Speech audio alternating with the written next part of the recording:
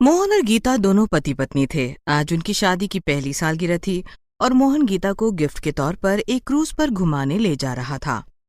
अरे जल्दी करो ना गीता, लेट हो जाएगा हमें। कितनी देर लगेगी तुम्हें तैयार होने में? तुम तो पहले से इतनी खूबसूरत हो। दोनों तैयार होकर अपनी टैक्सी में बैठ जाते हैं और क्रूज के लिए निकल पड़ते हैं। मोहन, मुझे तो अभी तक यकीन नहीं हो रहा कि हम आखिरकार क्रूज पे जा रहे हैं। क्या तुम्हें पता है कि ये मेरे बचपन का सपना था? आज मैं बहुत खुश हूँ। गीता और मोहन खुशी खुशी क्रूज पे पहुंच जाते हैं और अपने रूम की तरफ चल देते हैं। चलो गीता, सामान रखकर बाहर क्रूज की सैर करने चलते हैं। अरे नहीं नहीं, मुझे अभी थोड़ा और तैयार होना है। तुम चलो ना, मैं आती हूँ। हे भगवान, अभी और तैयार होना है? अच्छा ठीक है, तुम मुझे बाहर मिलना, और यहाँ बहुत सारे कमरे हैं तो भटकना मत। गीता मोहन की बात सुनकर तैयार होने चली जाती है और मोहन बाहर जाकर क्रूज से समुद्र के नजारे देखने लग जाता है। जब गीता तैयार होकर बाहर आ ही रही थी कि तभी वो रास्ता भटक जाती है। अरे ये क्या, बाहर किस तरफ से जाना है? ये सब कमरे एकदम एक जैसे लग रहे हैं। कुछ भी समझ नहीं आ रहा कि बाहर का दरवाजा कौन सा है। ओह, अब मैं क्या करूं? मोहन सच ही कह रहा था। तभी गीता को एक बड़ा सा दरवाजा दिखाई देता है। गीता उस दरवाजे की तरफ बढ़ती है और अचानक से उसे दरवाजे के पीछे से किसी की आवाज आने लगती है, जैसे बाहर बहुत लोग हों और वहां पार्टी चल रही हो। अरे ये दरवाजा इतना बड़ा है और इसके पीछे से किसी की आवाज भी आ रही है। कहीं यही बाहर जाने का रास्ता तो नहीं है? गीता ये सब सोचते हुए उस दरवाजे को खोलने लगती है। अरे ये कितने सारे ताले लगे हैं इस पे, कितना मुश्किल है इसे खोलना। इसे खोलने की कोशिश करती हूँ। गीता बहुत कोशिश करके कई ताले तो खोल देती है और बस अब एक ताला खोलना बचा हुआ था। तभी पीछे से मोहन की आवाज आती है। अरे गीता, ये क्या कर रही हो? ओह, तो तुम यहाँ हो मोहन। अरे मुझे लगा कि ये बाहर जाने का रास्ता है, इसीलिए मैं तब से इसे खोलने में लगी हुई थी। गीता वापस पलटकर उस दरवाजे को देखती है और मन ही मन कुछ सोचने लग जाती है। अरे तुम क्या सोचने में लगी हुई हो? देखो जल्दी चलो, वरना मैं अकेले ही चला जाऊंगा। फिर गीता और मोहन साथ में बाहर चले जाते हैं। दोनों बाहर के नजारे देखने लगते हैं। मोहन गीता को 2-3 बार बुलाता है, मगर गीता तो अपने ख्यालों में खोई हुई थी। ओह माफ करना, मैं कुछ सोच रही थी। क्या सोच रही हो तुम तब से? क्या तुम्हें यहाँ अच्छा नहीं लग रहा है? नहीं नहीं, ऐसी बात नहीं है मोहन।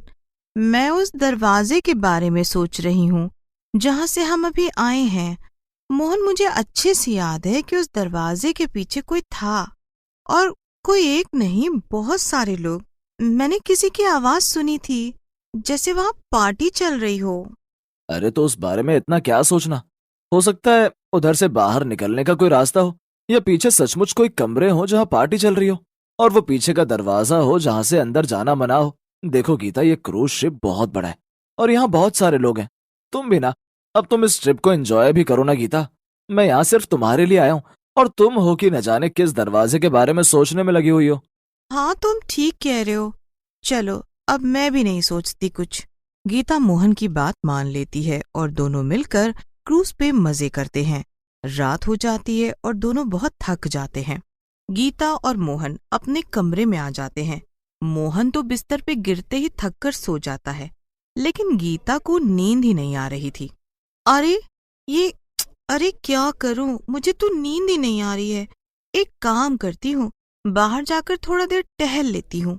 गीता उठकर अपने कमरे से बाहर आती है कि उसे फिर से वही दरवाजा दिखाई देता है। गीता ना चाहते हुए भी उस दरवाजे की तरफ बढ़ने लगती है। गीता उस दरवाजे के एकदम सामने आकर खड़ी हो जाती है। न जाने मुझे बार बार ऐसा क्यों लग रहा है कि ये दरवाजा मुझे अपनी तरफ खींच रहा है। शायद इस दरवाजे के पीछे कोई है। क्या करूं? क्या इसे खोलकर देख लूं?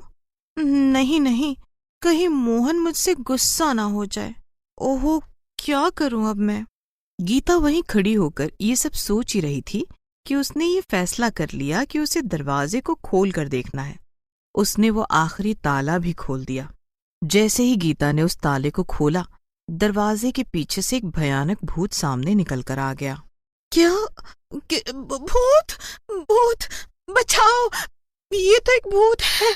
गीता ने वहां से भागने की काफी कोशिश की, लेकिन तभी भूत उसके शरीर में घुस गया। गीता की आंखें एकदम लाल हो गईं और वो बेहद डरावनी दिखने लगी। बड़े दिनों के बाद आजाद हुआ हूँ और आजाद होते ही एक शरीर भी हाथ लग गया। वाह, अब आएगा ना मजा।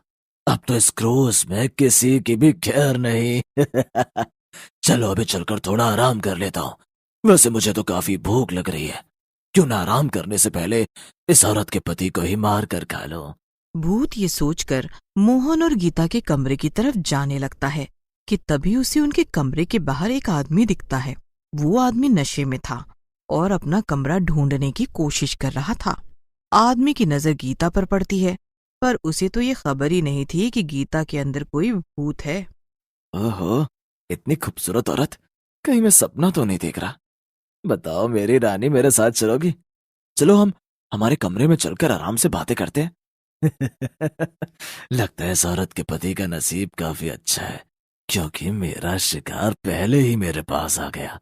उसे किसी और दिन खाऊंगा, अभी इसे ही खाकर अपना पेट भरता हूँ। ये सब तुम क्या बोले जा रही हो मेरी रानी? वैसे तुम्हारी आवाज काफी डरावनी है, पर कोई बात नहीं, मैं काम चला लूंगा। चलो। आदमी को देखकर भूत हंसने लगता है। भूत आदमी को कच्चा चबा जाता है और फिर अपने कमरे में जाकर चुपचाप मोहन के बगल में सो जाता है। सुबह जब मोहन की नींद खुलती है तो वो देखता है कि गीता उसके बगल में सो तो रही थी, पर उसके शरीर पर और मुंह पर काफी खून लगा था। मोहन देखता है कि उसके कमरे में जमीन पर भी खून था और दरवाजे पर भी। मोहन उठकर दरवाजा खोलता है तो उसके पैरों तले जमीन खिसक जाती है। बाहर कई लोग खड़े थे और वहां हर तरफ बस खून ही खून था और आदमी की सिर्फ कटी हुई टांगे वहां पड़ी थीं। ऐसा लग रहा था कि मानो किसी ने उसके बाकी के शरीर को कच्चा चबा लिया हो। अरे आखिर ये सब हो क्या रहा है? अरे एक औरत ने इस आदमी को कच्चा चबा लिया और वो तुम्हारे कमरे के अंदर गई थी। यहाँ पर काम करने वाले लोगों को जब ये आदमी की टांग यहाँ मिली तो उन्होंने सीसीटीवी कैमरा चेक किया। ये सब क्या कह रहे हो तुम? मेरे कमरे में तो मेरी बीवी है गीता, बस। और ये सब वो कभी नहीं कर सकती। अरे वो इतनी मासूम है। अरे हम सब ने देखा है उसने किस तरह इस आदमी को कच्चा चबाकर खाया, और देखो तुम्हारे कमरे में भी खून है। तभी गीता यानी कि उसके अंदर मौजूद भूत शोर सुनकर उठ जाता है और वो बाहर आ जाता है। गीता बेहद डरावनी लग रही थी। उसके शरीर और मुंह पर खून के धब्बे थे और उसकी आंखें एकदम लाल हो गई थीं। वो डरावनी आवाज में कहती है, अरे ये सब क्या हो रहा है? किसने मेरी नींद खराब की? किसकी इतनी हिम्मत? गीता, ये तुम ऐसे बात क्यों कर रही हो? तुम्हारे गले को क्या हुआ? मैं कोई गीता वीता नहीं हूं, मैं भूत हूं और मैं तुम सबको ऐसे ही चबा कर खा जाऊंगा जैसे मैंने उस आदमी को खाया था। तभी अचानक से क्रूज में काम करने वाले 2 लोग आते हैं और वो पीछे से गीता को एक रस्सी से बांध देते हैं, पर वो दोनों आदमी नहीं रुकते और भूत को रस्सी से ही खींचते हुए उसी कमरे में वापस ले जाते हैं जहां से गीता ने भूत को बाहर निकाला था।